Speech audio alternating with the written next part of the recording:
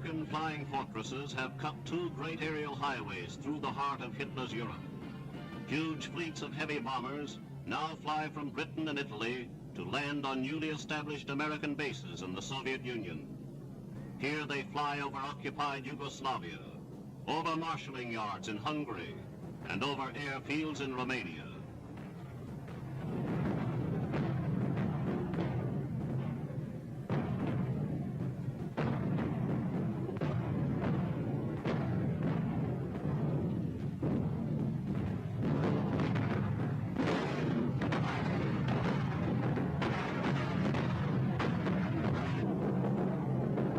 Targets pounded were all chosen by Red Army commanders.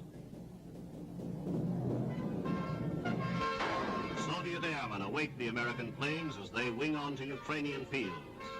The new two-way service eliminates the long run home when the missions are completed. The first American arrivals are met enthusiastically by their Russian brothers in arms. United States Ambassador Harriman is present as General Eager pins the Legion of Merit on General Permanov, in charge of the Russian end of the service.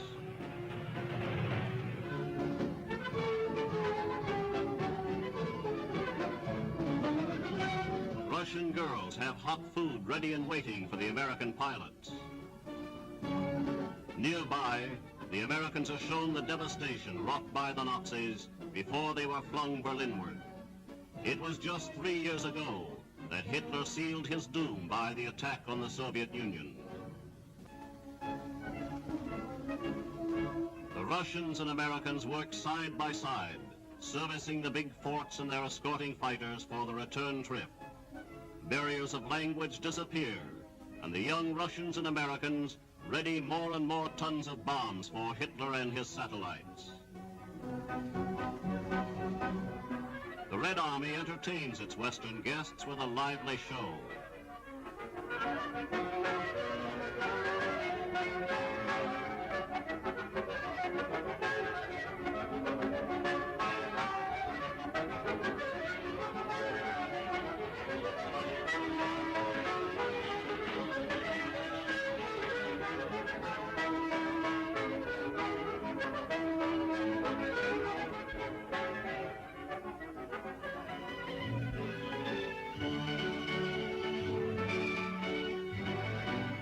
A Russian dance band takes the stage, and United Nations unity quickly becomes social as well as military.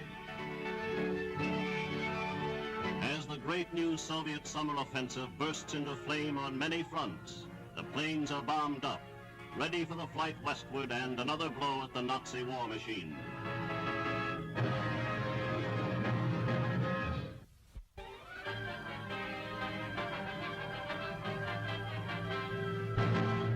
Off the Italian coast, the British Navy carries French troops to the historic island of Elba. General Tassigny is on hand to watch his men embark. These are the same colonial regiments who brought military glory to the French flag by their spectacular breakthrough in Italy.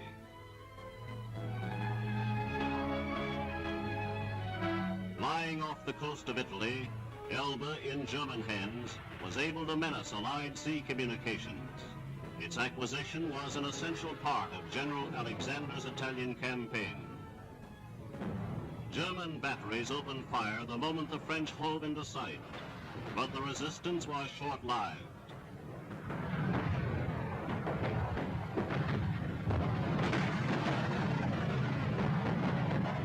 Soon the Allies were disembarking, and the conquest of Elba was soon completed.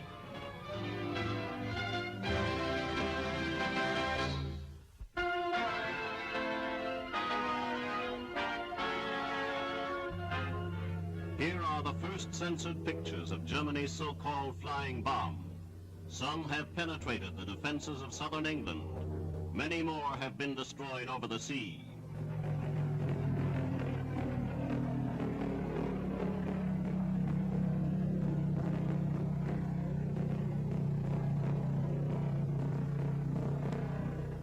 By piecing remains together, Royal Air Force experts learn exactly what the device is and what makes it tick.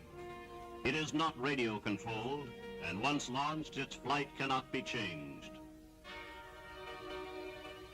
Of steel construction, the flying bomb is driven by jet propulsion. Into the power unit, fuel is injected under pressure from compressed air bottles. The bomb is kept on a set course by an automatic pilot. Immediately behind the streamlined nose is a 1-ton explosive charge. Of defense measures, we can make no reference except to say they are being taken. To date, the flying bomb has done nothing to stem Germany's growing defeat. It is fast falling the victim of Spitfires, anti-aircraft guns, and other allied defenses.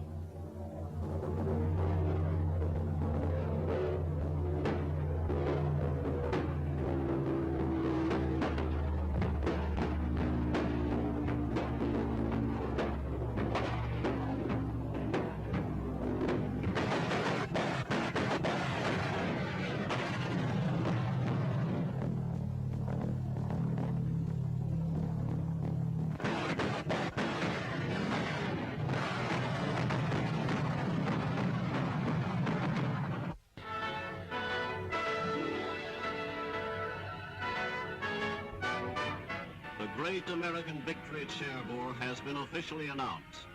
Coordinated British activity in the southeast made possible the rapid drive into the vital Deepwater port by troops of the United States. Crammed into the city were the elements of 3 German divisions. They were ordered to fight to the last man, to hold their positions or be shot by their own officers. But the impetus and firepower of the Allied offensive was too much for the beleaguered defenders. Cherbourg is now a liberated city. Allied machines of war had to be brought ashore on beaches, a situation now remedied by the capture of Cherbourg Harbor. The battle-scarred landscape is the price of liberation from Nazi tyranny.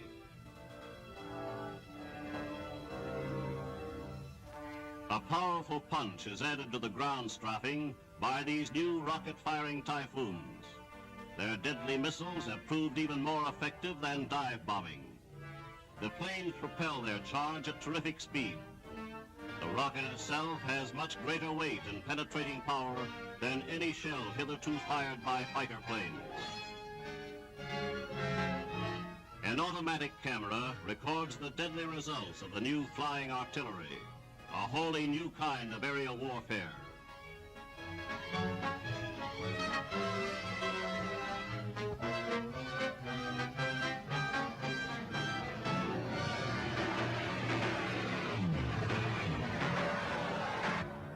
Factories, marshalling yards, and ferries across the River Seine provide excellent targets.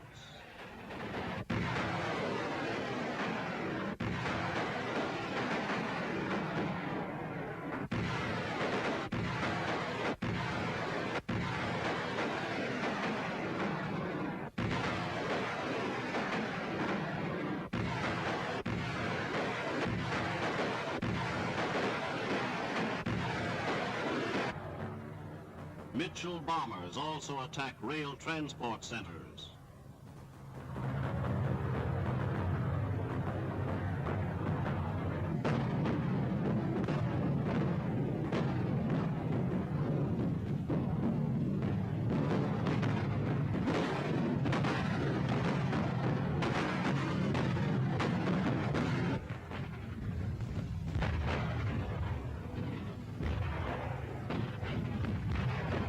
The Nazis were left with few facilities to reinforce their Normandy armies. The armed might of America marches on. The forces created since the attack on Pearl Harbor today represent a fighting machine that neither Germany nor Japan can resist. Over the rubble of the battlefield, they drove to their great victory at Cherbourg. They have laid a pattern of conquest no power on earth can destroy. As these pictures were made, 32,000 Nazi prisoners had been taken in the Normandy campaign. This parade of beaten men is but the beginning, the gathering cavalcade of defeat for Nazi Germany.